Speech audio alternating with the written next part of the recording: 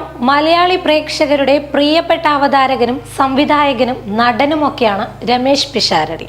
ഒരു കൊമേഡിയൻ കൂടിയായ രമേശ് പിഷാരടിയുടെ തമാശകളും ട്രോളുകളുമെല്ലാം എല്ലാവർക്കും വളരെ ഇഷ്ടവുമാണ്.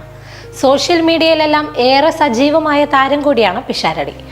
അതിനാൽ തന്നെ പിഷാരടി സോഷ്യൽ മീഡിയകളിൽ പങ്കുവയ്ക്കുന്ന പോസ്റ്റുകളും മറ്റും വളരെയധികം ശ്രദ്ധ പിടിച്ചു പറ്റാറുമുണ്ട്.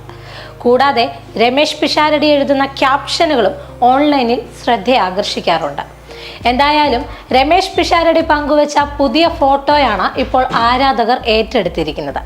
ലോക ഹെവി വെയ്റ്റ് ചാമ്പ്യനായ ആന്റണി ജോഷുവയ്ക്കൊപ്പമുള്ള ചിത്രമാണ് ഇപ്പോൾ പിഷാരടി പങ്കുവച്ചിട്ടുള്ളത്. എന്നാൽ ഒരു കാര്യമുണ്ട്, ഇത് ഒറിജിനൽ ജോഷുവ അല്ലെന്ന് മാത്രം.